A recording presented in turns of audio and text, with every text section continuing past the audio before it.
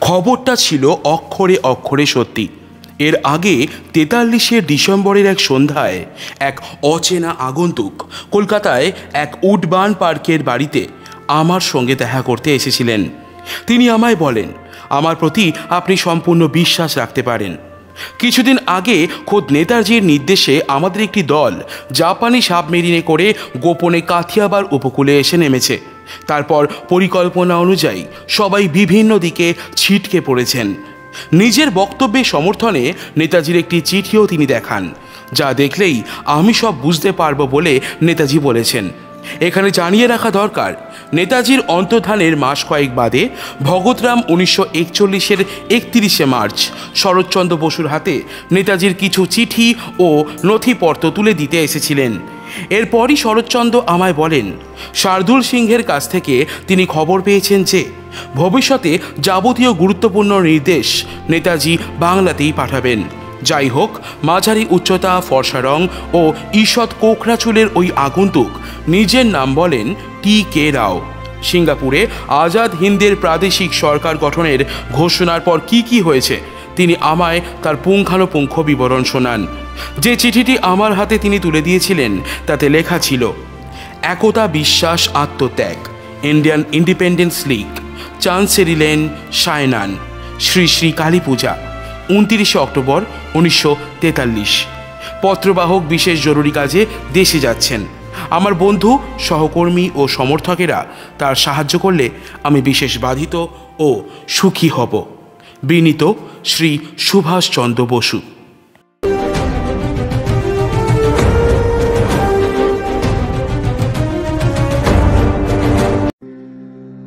নমস্কার, আমি লোকনাথ। গল্প অ্যান্ড কোং চ্যানেলে সবাইকে স্বাগত। সবাইকে জানাই ৭৮তম ভারতবর্ষের স্বাধীনতা দিবসের শুভেচ্ছা। বিভিন্ন স্বাদের গল্প প্রবন্ধ শুনতে আমাদের চ্যানেলটিকে ফলো করুন এবং সাবস্ক্রাইব করে পাশে থাকুন। শুরু হচ্ছে আজকের প্রবন্ধ, শিশির কুমার বসুর লেখা নেতাজির বৈপ্লবিক আত্মগোপন। নেতাজির অন্তর্ধানের ৩ মাস পরের কথা। উত্তর পশ্চিম সীমান্ত প্রদেশের যে কর্মীরা বিদেশে নেতাজির আত্মগোপনের পথ পরিষ্কার করে রেখেছিলেন তাদের সঙ্গে আলোচনা করে শান্তিময় গঙ্গোপাধ্যায়কে 41 সালের জানুয়ারিতে কাবুলে পাঠানো হলো। সঙ্গে গেলেন ভগৎরাম তলোয়ার ওরফে রহমত খান এবং সদি মহিন্দর সিংহ। এদের উদ্দেশ্য ছিল কাবুলে ইতালির কূটনীতিকদের মারফত নেতাজির সঙ্গে চিঠিপত্র আদান প্রদানের একটা ব্যবস্থা করা। খবর দেয়া নেওয়া হতো উত্তম চাঁদের দোকানে। সেখানে শান্তিময় ও ভগৎরাম নেতাজির জন্য খবর রেখে যেতেন আর ওয়ারলেসে পাঠানো নেতাজির নির্দেশ পেতেন। উল্টো দিকে নেতাজির হয়ে এই কাজটাই করতেন ইতালীয় মন্ত্রী কৌরানির স্ত্রী বা অন্য কেউ। জার্মানরা হুড়মুড় করে মধ্যপ্রাচ্যের প্রতিরোধ ভেঙে ঢুকে পড়লেই উত্তর পশ্চিম সীমান্ত থেকে সশস্ত্র অভ্যুত্থানের মাধ্যমে ভারতকে স্বাধীন করা হবে। তখন পরিকল্পনাটা ছিল এরকম, এই আক্রমণের নেতৃত্ব দেবে ইউরোপে প্রশিক্ষণপ্রাপ্ত নেতাজির সুসংগঠিত বাহিনী। পাশে পাওয়া যাবে উপজাতি অঞ্চলের সশস্ত্র গেরিলাদের। যাই হোক, ভগৎরামকে পত্রবাহকের দায়িত্ব দিয়ে সে বছরের মাঝামাঝি শান্তিময় ভারতে ফিরে এলেন। ঠিক হলো কলকাতা ও লাহোরের মধ্যে নিয়মিত চিঠিপত্রে যোগাযোগ থাকবে। দেশে ফিরে শান্তিময় মাত্র একবারই সত্যরঞ্জন বক্সির সঙ্গে দেখা করেছিলেন। পরে তিনি জ্যোতিষ গুহ ও শশাঙ্ক কমেট দাশগুপ্তর মাধ্যমেই সত্যরঞ্জনের সঙ্গে যোগাযোগ রেখে চলতেন। এই অন্দরমহলে অবশ্য চন্দ্রশেখর সেনগুপ্ত, বিনয় সেনগুপ্ত, কামাখ্যা রায়দেরও যাতায়াত ছিল। 42 নভেম্বরে গ্রেপ্তার হওয়ার আগে পর্যন্ত বেঙ্গল ভলান্টিয়ার দলের হয়ে শান্তিময় বেশ কয়েকবার লাহোরে যাতায়াত করেছিলেন। সেখানে সহযোগী বিপ্লবী দল, কীর্তি কিষাণ পার্টির সদস্যদের সঙ্গে নানা ব্যাপারে তার কথাবার্তা হতো। বিভিন্ন পরিকল্পনাও ছকা হতো। নেতাজির অন্তর্ধানের 3 মাসের মধ্যে আর একটি সূত্র সক্রিয় হয়ে ওঠে। কলকাতায় জাপানের কনসাল জেনারেল কাৎসুও ওকাজাকি ও তার সহকারী ইটোর মারফত নেতাজি ও শরৎচন্দ্র বসুর মধ্যে চিঠিপত্র ও খবরাখবর চালাচালি শুরু হয়। শরৎচন্দ্রের রিষড়ার বাগানবাড়িতে এই গোপন মোলাকাত হতো। প্রথমবার আমার পরিকল্পনা অনুসারেই ওকাজাকিকে গোপনে গাড়িতে করে রিষড়ায় নিয়ে যাওয়া হয়। পরের কোনো একটা বৈঠকে সত্যরঞ্জন বক্সী যে হাজির ছিলেন সেটাও আমার স্পষ্ট মনে আছে। জাপানি ফৌজ বর্মা সীমান্তে পৌঁছলে কিভাবে বাংলায় অস্ত্রশস্ত্র পাচার করা সম্ভব তা ঠিক করতে শরৎচন্দ্র ওই অঞ্চলের একটি মানচিত্র নিয়ে সে বৈঠকে বিশদ আলোচনাও করেছিলেন। শান্তিময়েরও ভালোই মনে আছে দলের অন্দরমহলের সঙ্গে জাপানের এই যোগসূত্রের কথা জ্যোতিষ গুহ তাকে জানিয়েছিলেন। বাংলার প্রাদেশিক ফরওয়ার্ড ব্লকের কার্যনির্বাহী কমিটির একজন সদস্য হিসাবে জ্যোতিষ নানা ব্যাপারে শরৎচন্দ্রের সঙ্গে দেখা করতে যেতেন। জাপান 41 সালের ডিসেম্বরে ব্রিটেন ও আমেরিকার বিরুদ্ধে যুদ্ধ ঘোষণা করা মাত্র শরৎচন্দ্রকে গ্রেফতার করা হলো। ভারত সরকার একটি বিবৃতিতে জানালো শরৎচন্দ্র ও জাপানিদের মধ্যে এমন একটা সম্পর্ক স্থাপিত হয়েছে যে তার বিরুদ্ধে এই ব্যবস্থা নেওয়া ছাড়া উপায় ছিল না। 42 সালে চট্টগ্রাম সীমান্ত দিয়ে বেঙ্গল ভলান্টিয়ার্স বার্মায় একটি দল পাঠানোর চেষ্টা শুরু করে, কিন্তু চট্টগ্রামে বেশ কয়েকজন ধরা পড়ায় সে কথা জানাজানি হয়ে যায়, তাই সেই পরিকল্পনা সফল হয়নি। 1942-এ যখন শরৎচন্দ্র বসু দক্ষিণ ভারতের জেলে, তখন তার স্ত্রী বিভাবতীর সঙ্গে দেখা করে সত্যরঞ্জন বক্সী ইউরোপে নেতাজির গতিবিধি ও কাজকর্মের খবর পৌঁছে দিতেন। এ থেকেই বোঝা যায় কাবুলের মারফত যোগাযোগের যে ব্যবস্থা করা হয়েছিল তা তখনও চালু ছিল। 1944-এর মে মাসে কাবুলের জার্মান কূটনীতিক পিলগার বার্লিনে একটি গোপন নোট পাঠিয়েছিলেন। তাতে তিনি জানান সীমান্ত প্রদেশে একজন বহিরাগত লোক এসে বসুর অনুগামীদের সঙ্গে যোগাযোগ করছে বলে জানা গিয়েছে। লোকটি নিজেকে সুভাষ বসুর দূত বলে পরিচয় দিয়ে দাবি করেছে যে কিছুদিন আগেই তাদের দলবল সাবমেরিনে করে গোপনে ভারতীয় উপকূলে এসে নেমেছে। পিলগার নিজেই এই খবরের সত্যতা সম্পর্কে সন্দিহান ছিলেন, তবে তিনি এও জানিয়েছিলেন যে লোকটির কাছে সুভাষের একটি চিঠিও নাকি আছে, আর সে চিঠির হস্তাক্ষর যে সুভাষের নিজেরই শরতের ছেলে শিশিরতা স্বীকার করেছে। খবরটা ছিল অক্ষরে অক্ষরে সত্যি। এর আগে 43-এর ডিসেম্বরের এক সন্ধ্যায় এক অচেনা আগন্তুক কলকাতায় এক উডবার্ন পার্কের বাড়িতে আমার সঙ্গে দেখা করতে এসেছিলেন। তিনি আমায় বলেন, আমার প্রতি আপনি সম্পূর্ণ বিশ্বাস রাখতে পারেন। কিছুদিন আগে খোদ নেতাজির নির্দেশে আমাদের একটি দল জাপানি সাবমেরিনে করে গোপনে কাথিয়াবার উপকূলে এসে নেমেছে। তারপর পরিকল্পনা অনুযায়ী সবাই বিভিন্ন দিকে ছিটকে পড়েছেন। নিজের বক্তব্যে সমর্থনে নেতাজির একটি চিঠিও তিনি দেখান, যা দেখলেই আমি সব বুঝতে পারবো বলে নেতাজি বলেছেন। এখানে জানিয়ে রাখা দরকার, নেতাজির অন্তর্ধানের মাস কয়েক বাদে ভগৎরাম 1941-এর 31শে মার্চ শরৎচন্দ্র বসুর হাতে নেতাজির কিছু চিঠি ও নথিপত্র তুলে দিতে এসেছিলেন।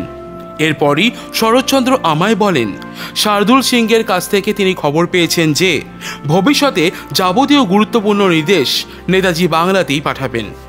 যাই হোক, মাঝারি উচ্চতা, ফর্সা রং ও ঈষৎ কোকড়া চুলের ওই আগন্তুক নিজের নাম বলেন টি.কে. রাও।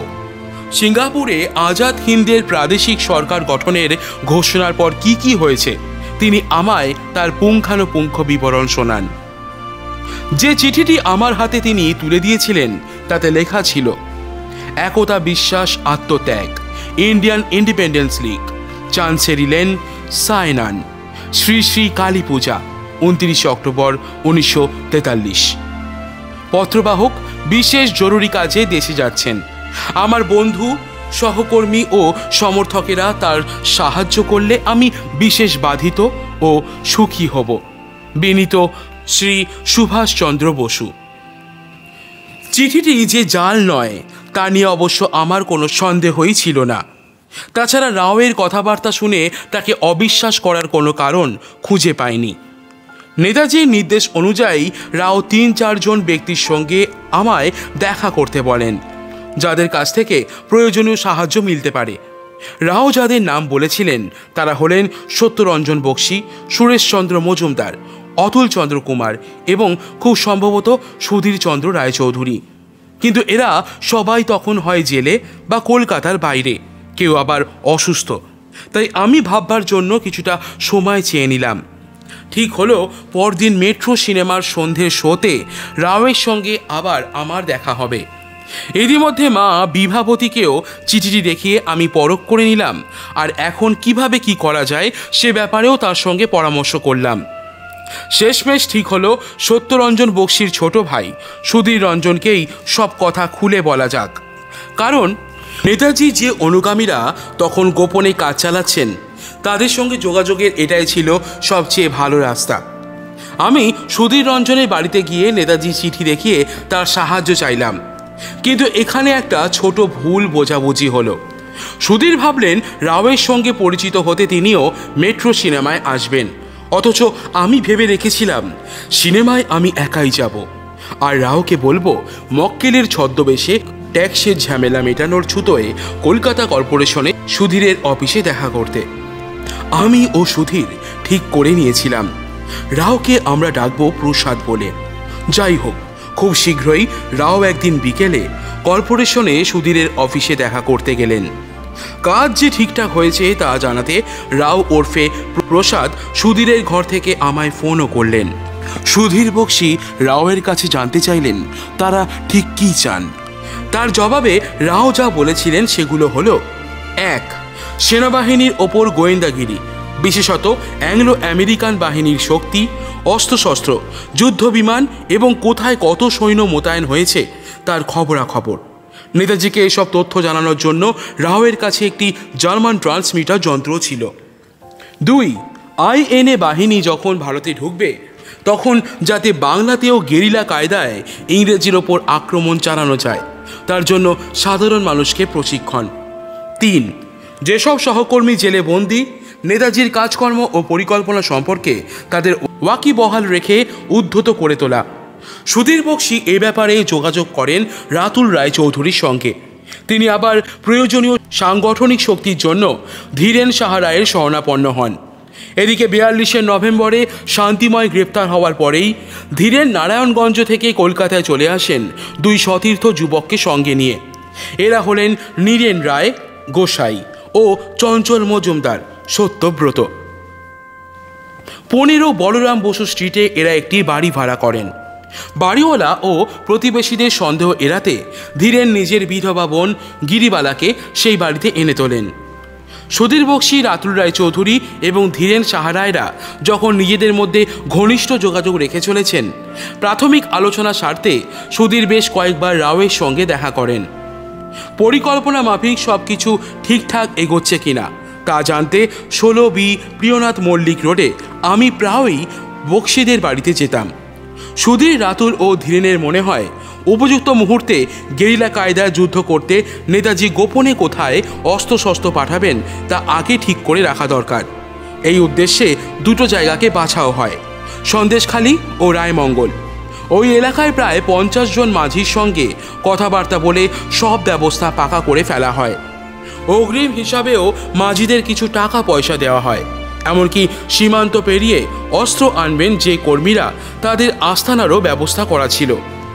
সুগঠিত চেহারার ও প্রখর ব্যক্তিত্ব সম্পন্ন রাও এবং তাঁর সঙ্গীদের সাথে কর্পোরেশনে নিয়মিত দেখা করাটা যে ঠিক হচ্ছে না, সুধীর বক্সী সেটা বুঝতে পারলেন। এক সন্ধ্যায় ওয়েলিংটন স্কোয়ারে রাওদের 15 বলরাম বসু স্ট্রিটের ঠিকানা দিয়ে সুধীর সেখানে আসতে বললেন। নেতাজির দূতদের সঙ্গে স্থানীয় গুপ্ত সমিতির সেই প্রথম সাক্ষাৎ। রাও ও তার দলবল তখন ঘন ঘন বাসা বদলাতেন। ব্যবস্থাটা ছিল এরকম: গুপ্ত সমিতির ডেরা থেকে খবর নিয়ে রাওরা নেতাজির কাছে পাঠাতেন, আর নেতাজির নির্দেশ পৌঁছে দিতেন অনুগামীদের কাছে। ফৌজের হাঁড়ির খবর ফাঁস করতে সবচেয়ে দুঃসাহসী ও বিপজ্জনক ভূমিকা নিয়েছিলেন এক মহিলা। তার নাম শান্তিসুধা রায়চৌধুরী। বরখাস্ত হবার আগে পর্যন্ত তিনি ছিলেন কলকাতায় মার্কিন সেনা সদর দপ্তরের সেক্রেটারি। বিপদে চকিত বটেই, এমনকি চরিত্রে কালিমা লেপনের ভয়কে অগ্রাহ্য করেও তিনি পদস্থ মার্কিন সেনা অফিসারদের অত্যন্ত ঘনিষ্ঠ হয়ে ওঠেন। সেনাবাহিনীর বহু গোপন ও মূল্যবান তথ্য তিনি গুপ্ত সমিতির হাতে তুলে দিয়েছিলেন। শান্তিসুধা দরকারি খবরগুলি পৌঁছে দিতেন রাতুল রায়চৌধুরীকে। সেখান থেকে ধীরেন ও চঞ্চলদের মারফত তা রাওদের কাছে আসত। এখানে একটা জরুরি তথ্য হলো, ব্রিটিশ যুদ্ধজাহাজের গতিবিধির সাংকেতিক শব্দ নেতাজির কাছে পৌঁছেছিল এভাবেই। সংকেতটা ছিল এক গোছা ফুল, যার মানে আসলে এক ঝাঁক রণতরী। এছাড়া শান্তিসুধা বিভিন্ন ফৌজি বিমান ঘাঁটি, সেগুলির ক্ষমতা ও ঠিক অবস্থান, বিমান বিধ্বংসী ক্ষমতা ইত্যাদি সম্পর্কে বহু তথ্য জুগিয়েছিলেন। ধীরেন, চঞ্চল ও নীরেন এরা নিজেরাও বাংলার বহু জায়গায় ঘুরে আইএনের জন্য প্রয়োজনীয় বহু তথ্য সংগ্রহ করেছিলেন এবং গেরিলা যুদ্ধের প্রস্তুতি হিসাবে গড়ে তুলেছিলেন সংগঠন। 1944 ফেব্রুয়ারিতে আমি বাবার সঙ্গে কথা বলতে সরকারের অনুমতি পেলাম। শরৎচন্দ্র বসু তখন দক্ষিণ ভারতের কুনুরে বন্দী রয়েছেন। আমার সঙ্গে মা ও বোনও ছিলেন। নেতাজির চিঠি আমার কাছেই ছিল। প্রহরারত পুলিশ অফিসারের চোখ এড়িয়ে সেটা তাকে দেখালাম আর জানালাম পূর্ব এশিয়া থেকে আসা নেতাজির দূতদের নিয়ে কত সব কর্মকাণ্ড চলছে। এদিকে বেরিলির কাছে ইজাতনগর জেলে আটক ছিলেন সত্যরঞ্জন বক্সী। জেলে তার সঙ্গে দেখা করতে গিয়ে ভাই সুধীরও তাকে সব কথা খুলে বলেন। খাঁটি পূর্ববঙ্গীয় উচ্চারণে দুই ভাইয়ের সেই সংলাপের মর্মোদ্ধার অবশ্যই পুলিশের সাধ্যে কুলোয়নি। ইম্ফলের দিকে অভিযান শুরু হওয়ার পর পূর্ব রণাঙ্গনে যুদ্ধ যখন তুঙ্গে, স্থানীয় গুপ্ত সমিতির ডেরা পাল্টানোটা খুব দরকার হয়ে পড়ল।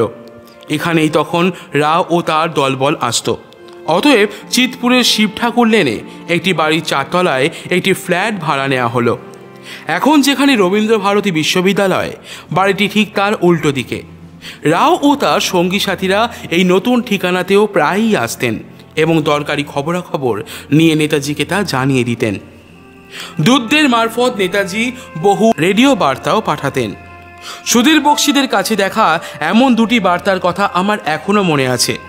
একটিতে ছিল বেঙ্গল ভলান্টিয়ারদের প্রতি শুভেচ্ছা আর অন্যটিতে আন্দোলন সম্পর্কে নির্দেশ।